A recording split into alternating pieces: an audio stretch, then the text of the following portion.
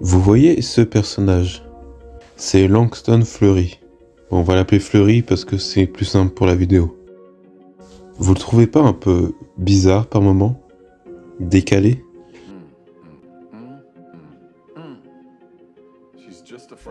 Alors ok, ça participe à l'humour de la série, mais c'est quand même bizarre d'avoir assumé ça jusqu'au bout. Je veux dire, quand ils ont créé le personnage, ils se sont dit, viens, on crée un personnage complètement décalé pour créer de l'humour. C'est très chelou quand même. Sauf si ce personnage n'est pas humain.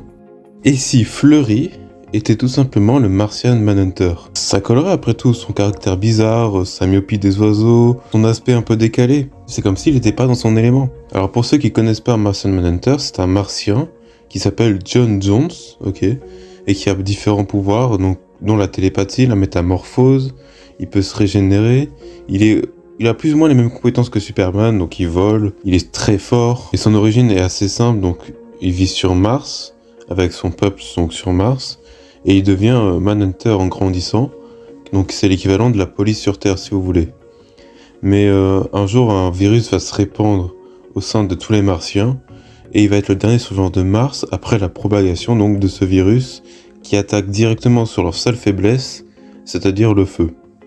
Alors si on en revient à notre DCU, peut-être que ce serait un agent de l'Argus qui aurait enquêté sur les Martiens sur Terre, et qui aurait découvert du coup le Martian Manhunter, et peut-être qu'il lui serait arrivé quelque chose, un petit peu comme dans la série Supergirl de la CW, et que au vrai Fleury il serait mort, et que justement le Martian Manhunter aurait pris la place de Fleury pour s'intégrer. Alors il y a plusieurs éléments qui font penser ça. Déjà, donc j'en ai déjà parlé au début de la vidéo, mais il a un caractère très bizarre. On a vraiment l'impression qu'ils essaient de s'intégrer au sein des gens sur Terre. Il reconnaît pas les oiseaux. C'est un peu bizarre. Il reconnaît pas un canard ou un aigle. Normalement, tout le monde sait faire ça.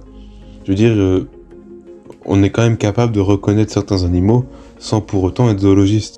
C'est comme un petit peu les petits carnets qu'on a quand on est enfant et qu'on voit les cochons, les animaux de la ferme, etc. et qu'on apprend à les reconnaître. C'est le genre d'animaux qu'on connaît même sans être un gros connaisseur des animaux. Donc c'est bizarre. Et il y a aussi une scène très étrange avec Rick Flag où il le fixe très longtemps. Alors cette scène intervient juste après que Rick Flag ait failli tuer Peacemaker, donc dans la série Peacemaker. Et la théorie serait que Fleury essayait de lire dans les pensées de Rick Flag pour essayer de comprendre ce qu'il allait faire à Chris et ce qu'il prévoyait de faire justement pour protéger Chris. On voit bien qu'il est plutôt du côté de Chris dans la série. D'ailleurs pour ça qu'il rejoint Checkmate à la fin, même si on n'a pas trop d'explications sur le fait qu'il rejoint Checkmate. Mais quand Economus fait en sorte à ce que Chris puisse survivre, Fleury dit bien que c'était la bonne chose à faire. Donc il voulait protéger Chris. Donc ce serait cohérent qu'il essayait de lire dans ses pensées, justement pour essayer de deviner ce que Rick Flag allait faire et pour essayer de protéger Chris au maximum. Maintenant ce sont que des théories, on n'a pas grand chose à ce sujet. Si vous avez des idées, n'hésitez pas en tout cas. En attendant, on se retrouvera pour une prochaine vidéo. Il devrait y avoir un trailer de Supergirl dans la semaine, et j'essaierai de vous faire une vidéo à ce sujet. En attendant, je vous souhaite une bonne journée, et à la prochaine.